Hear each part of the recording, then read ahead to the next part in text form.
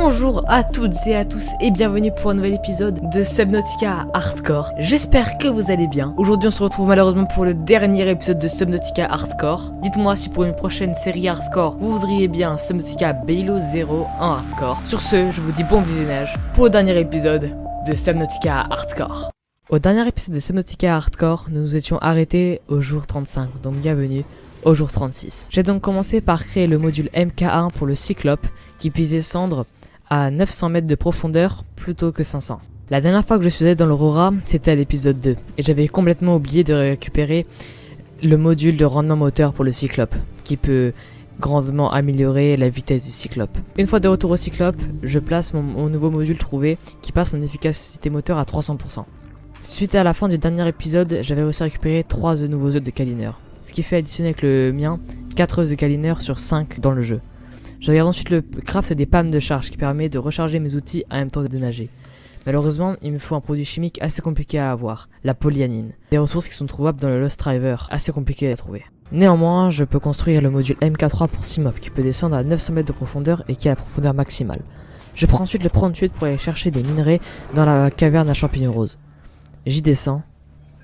Et dès le sol touché, je peux déjà récupérer de la magnétite ainsi que de l'or. Après cela, je construis le module sonar pour Simov qui peut littéralement nous servir à faire cela. Je pars ensuite en direction du Lost Driver pour pouvoir trouver du minerai de nickel, un minerai assez compliqué à trouver et qui peut nous servir à de futurs crafts assez compliqués à faire. D'ailleurs, je tombe sur un petit report Léviathan, comme ça. En descendant dans le Lost Driver, je tombe sur une herbe fantôme. J'y prends un échantillon, car pour la fin du jeu, j'en aurai besoin pour faire l'enzyme d'éclosion, c'est ce qui servira à me guérir de ma maladie.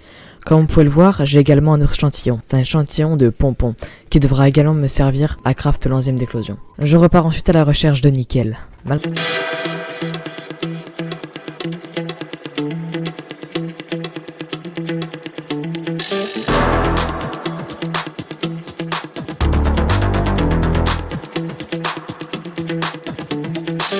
Malgré mes recherches intensives, je tombe sur 0 minerai de nickel. Néanmoins, je tombe sur une grosse structure alien qui a l'air abandonnée. Une fois à l'intérieur, je remarque un gros squelette énorme et que heureusement qu'il est mort parce qu'il fait peur. Et sinon, je repars de cette base alien avec plus de connaissances sur la civilisation alien. En me promenant dans le Lost Driver, je tombe sur les champis abyssales. C'est ce qui va me servir à faire la polyanine comme vu précédemment. Je trouve cette partie de Lost Driver extrêmement jolie. Je trouve que c'est la meilleure partie de Subnautica. Dans le Lost Driver, nous pouvons également y trouver un squelette immense, celui-ci appartenant au Gargantua Léviathan, une espèce éteinte depuis des milliers d'années. C'était le plus gros Léviathan du jeu à l'époque, il n'y reste plus qu'un reste squelettique. Sa tête y est à l'avant, comme vous pouvez le voir il était énorme. Enfin bref, je suis retourné dans le Grand Reef pour trouver l'œuf de Crab Squid, pour pouvoir le mettre dans mon nouvel aquarium. Je le trouve, malheureusement je me prends un bien gros screamer pour le Crab Squid. Je me barre en vitesse d'ici, et une fois hors de danger, je rentre à la base. Une fois de retour à la base, je plante mon herbe fantôme ainsi que mes champis abyssaux, et je mets l'œuf de Crab Squid dans l'aquarium. Une fois que mes champignons abyssaux ont poussé, j'ai pu les récupérer, pour ensuite me craft l'acide chlorhydrique, puis la polyanine, pour enfin me craft les palmes de charge. Je craft dans la foulée la boussole que je n'avais toujours pas faite depuis le début de l'aventure. Je trouve enfin le minerai de nickel qui se trouve donc dans la lava zone. Pour ceux qui ne savent pas où est la lava zone, simplement une zone sous le Lost Driver qui est simplement à 1100 mètres. Dites-vous, c'est pas le plus profond, on peut descendre jusqu'à 1700 mètres de profondeur. Et c'est l'un des biomes les plus profonds du jeu. Donc le Lost Driver, comme j'ai dit, c'est le biome le plus profond du jeu. Et oui, c'est la lave sous l'eau. Un peu bizarre. Pourtant, ça veut dire que ça devrait faire de l'obsidienne. Comme mon Simov ne veut pas descendre en dessous de 900 mètres, je suis obligé de descendre à la lava zone en sea glide pour le moment. Sauf que comme mon oxygène n'est pas illimité, je ne peux pas y rester trop longtemps. Avec le minerai que je suis allé chercher dans la lava zone, je peux donc me craft le module MK1 pour combinaison prone qui peut descendre maintenant à 1300 mètres au lieu de 900 mètres. Je regarde vite fait pour faire le module MK2, il nous faut du minerai de Disten, un minerai qu'on peut trouver encore plus profond dans la lava zone et qui est pour le moment impossible à avoir. Avec le minerai de nickel que j'avais récupéré, je pouvais donc également faire le module MK2 pour Cyclope, pour descendre également à 1300 mètres de profondeur. J'embarque le prône avec moi dans le Cyclope et direction la lava zone. Malheureusement, plusieurs péripéties me sont arrivées sur le chemin, comme une attaque créature, un incendie et des trous dans la coque. C'est la totale. Elle m'énerve ces ont quitté cela. Du coup, je commence par éteindre le feu, puis par fermer toutes les brèches. Je pensais enfin repartir tranquillement, mais non, elle continue à m'attaquer continuellement. Donc je me barre de cette zone en vitesse. Parce que vous pensez que tout ça a été terminé? Eh ben non, tout ça n'est pas terminé, il me faut encore chier. Bon, enfin, blague à part, je continue à progresser dans la lava zone. Petite parenthèse, ce son-là est tout simplement le son du Sea Dragon, le plus gros léviathan du jeu, qui se trouve d'ailleurs pas très loin de moi. Enfin bref, je descends enfin avec mon prendre suite dans la lava zone pour aller chercher du minerai de Disten. Ah, et voilà, je vous montre ça comme ça. Le Sea Dragon, voilà à quoi il ressemble de vue de près. Il fait peur. Sinon, je commence enfin à miner du minerai de Disten, mais j'en ai pas besoin de énormément pour la suite de mon aventure. Ces petites larves là qui sont collées à mon cyclope sont simplement des larves qui pompent l'énergie. En clair, plus il y en a, plus l'énergie de mon cyclope baisse, plus vite. Au milieu de la lava zone se trouve le Lava Castle, comme dit dans le nom, un énorme château de lave. Le Lava Castle dispose de 2 portes, et à l'intérieur, on peut y trouver une grande base alien. J'ai trouvé également du soufre cristallin, un minerai qu'on peut également trouver uniquement dans la lava zone et qui nous servira pour des crafts. Donc voilà à quoi ressemble cette grande base alien. Au milieu se trouve un gisement de cubes ioniques qui nous oblige à aller le forer avec le prendre suite à l'intérieur. On peut donc aussi y trouver les schémas des piles ioniques si on dispose de la tablette violette. J'y suis donc retourné avec mon prendre suite pour pouvoir forer le gisement de cubes ioniques. En me promenant dans la base alien, je m'étais rendu compte qu'il me fallait une tablette violette pour chercher les piles ioniques, sauf que j'avais oublié la tablette violette à ma base. Il me suffisait de trouver 2 diamants dans la lava zone. Une fois les diamants trouvés, il me restait plus qu'à craft la tablette violette. Et direction le Lava Castle pour aller chercher les piles ioniques. Je m'arrête vite fait allumer le portail qui se situe dans le Lava Castle. Et je tombe sur la tablette bleue sur le chemin que j'avais complètement oublié. Donc il fallait que je me crafte une seconde tablette violette pour aller chercher cette tablette bleue. Mais pour moi, l'obligation, c'est les piles ioniques, donc je vais d'abord les chercher. Les schémas étaient enfin à moi, et il me restait plus qu'à les craft. Une fois que je recraft une seconde tablette violette, je la pose, et comme ça je peux enfin scanner la tablette bleue, et la récupérer. Dans le jeu on ne dispose que de une tablette bleue, mais il nous en faut 2 pour le finir. La scanner nous permet d'en reconstruire une seconde.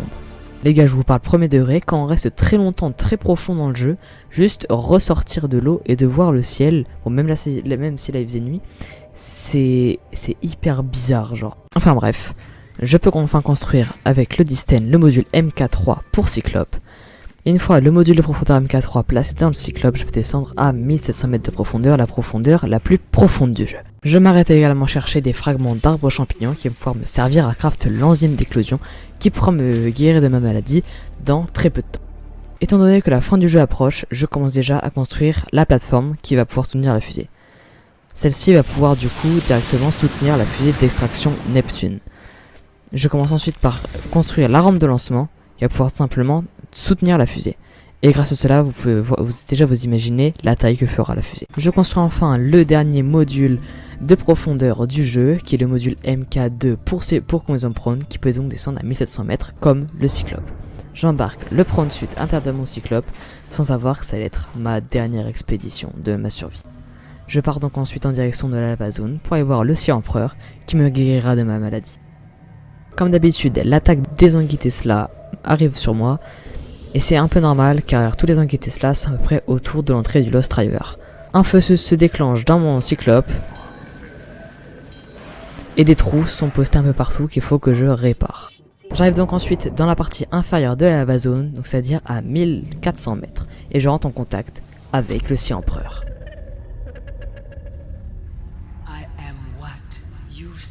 Le Sea Empereur est la personne que vous voulez voir juste en face de vous, et en fait elle se trouve dans cette base alien. J'ai plus qu'à mettre la tablette bleue pour pouvoir y accéder. J'ai besoin ensuite de la seconde tablette bleue que j'ai construite.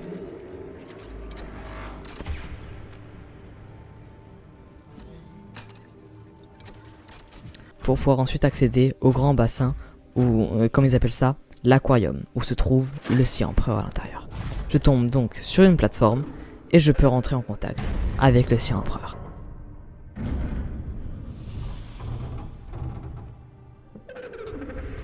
D'après ce que j'ai compris, il veut qu'on l'aide et que on libère ses enfants de ses œufs pour qu'ensuite on allume un portail qui puisse sortir de cet aquarium. Ces œufs sont en fait ceux-là. Il me suffit juste d'allumer avec un cube ionique.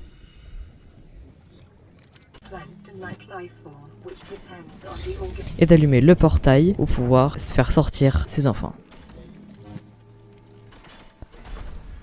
Je débloque ensuite l'enzyme d'éclosion, il me restait plus qu'à rentrer au cyclope pour pouvoir la faire. Une fois de retour au cyclope, je peux craft enfin l'enzyme d'éclosion. Et ensuite je retourne voir le sire empereur pour pouvoir lui donner l'antidote. Je fais éclore les œufs, où se trouvent à l'intérieur des enfants scie empereurs.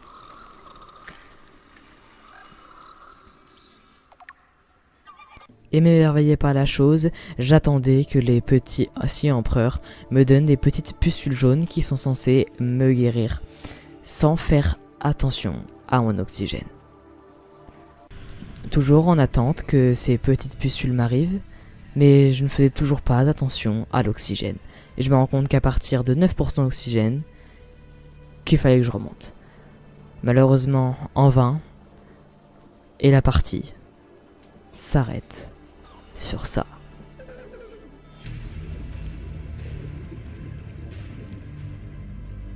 Malgré tout, j'espère que la survie hardcore vous aura plu, j'espère que vous avez suivi ces 4 épisodes. Dites-moi si vous voulez une deuxième saison sur Subnautica Below Zero en hardcore. Et sur ce, je vous dis à très bientôt pour de nouvelles vidéos. Et ciao les amis!